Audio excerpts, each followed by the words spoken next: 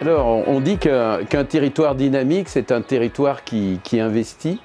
Alors, sur les investissements publics, deux gros investissements touristiques, la plage d'Aix-les-Bains qui connaît un toilettage complet, puisque maintenant on va pouvoir aller sur la plage gratuitement toute l'année. Avant, c'était 9 mois par an.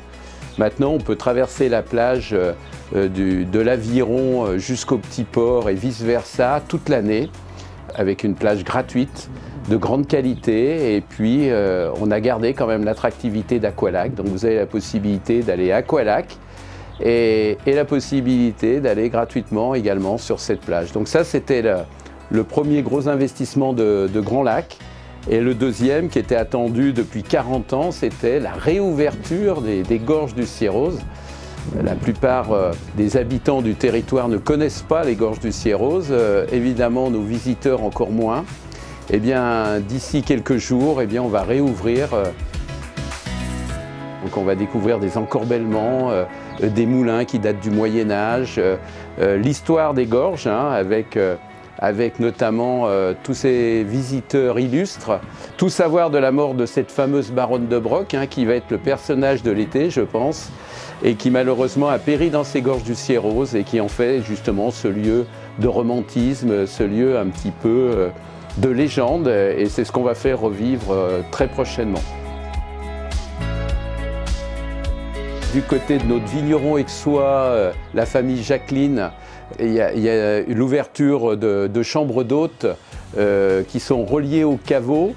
Donc ça, c'est important. Pourquoi? Parce que le label Vignoble et Découverte a une grande importance sur Aix-les-Bains Riviera des Alpes, puisque dans le bien-être, la gastronomie, la cuisine, l'œnologie, notre vignoble, on le met en avant. Et là, en plein centre-ville, on a des vignes, on a un vigneron et qui va accueillir cette fois-ci encore mieux ses visiteurs. Ici, on a plusieurs nouveautés. Donc déjà, on a notre jolie cave centenaire en bas de la maison. Au-dessus, on a notre cellier de dégustation où on anime des ateliers de dégustation avec ma sœur. Et également, on a replanté de la vigne, donc une petite plantation qui va produire dans 3 ans. Et après, on a 2 jolies chambres d'hôtes au sein de la maison de famille.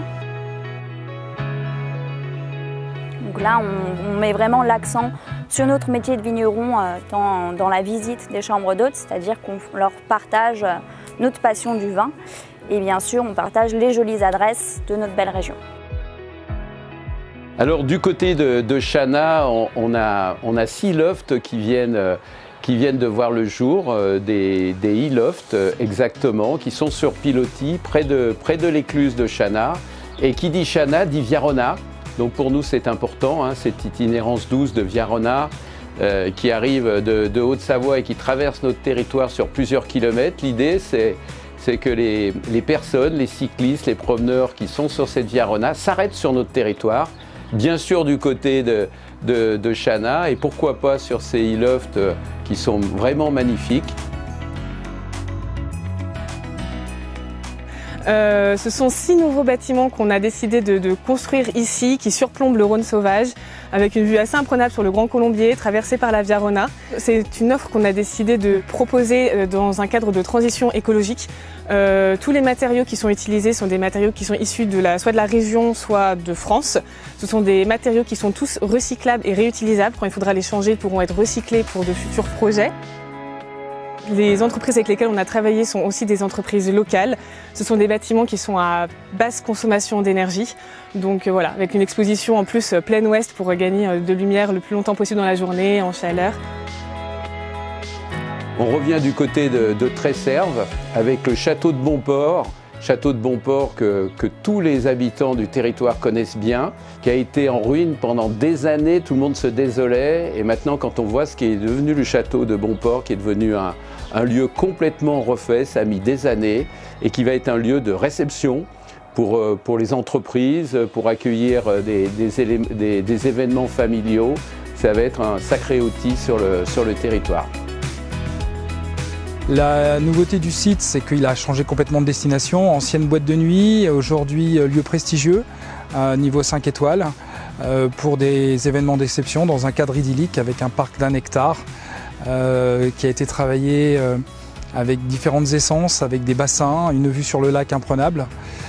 Donc c'est un château qui a pendant 3 ans a été rénové avec des artisans locaux, puisque toutes les entreprises qui ont travaillé sur ce site sont des entreprises savoyardes. Un savoir-faire exceptionnel qui ont donné à cet établissement un cachet tout simplement incroyable qui manquait sur la Riviera des Alpes.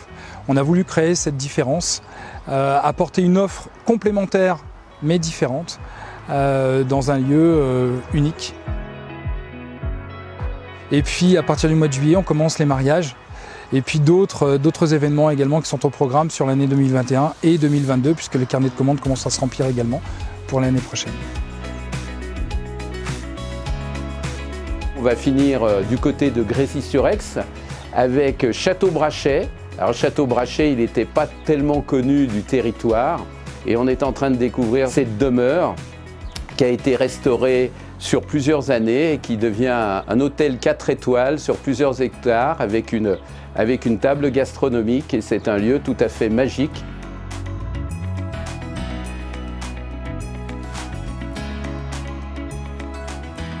Alors le Château Brachet, c'est un bâtiment historique de la région, même si relativement peu connu. C'est un lieu qui ouvre après plus de 10 ans de travaux très conséquents, d'une propriété extrêmement chargée d'histoire, puisque c'était la demeure du docteur Léon Brachet, qui était surnommé le médecin des rois, qui est responsable à l'établissement thermal d'Aix-les-Bains à la Belle Époque. C'est un lieu auquel on a voulu redonner tout son lustre et ses belles qualités d'hospitalité. On propose aujourd'hui 15 chambres, toutes décorées individuellement avec des thèmes historiques, et puis une table gastronomique, une partie tea time très importante l'après-midi sur laquelle on espère avoir un vrai succès pour la région. Et puis des activités extérieures, dont un dispositif exécutif golf sur plus d'1 hectare, qui est en fait un dispositif d'entraînement aux petits jeux et aux approches. Et également donc une piscine de 18 mètres de long, un terrain de croquet, du badminton, volleyball, pétanque, tennis de table, etc. Le but étant que les gens viennent se mettre au vert et vraiment se prélasser tranquillement au Château Brachet en laissant un peu le temps s'arrêter et retrouver cet art de vivre de la fin du 19e siècle. Et l'ensemble de ces investissements prouve une fois de plus qu'il y a un dynamisme sur le territoire, parce que si on a ces investisseurs privés qui font confiance à ce territoire, c'est qu'on est sur la bonne voie.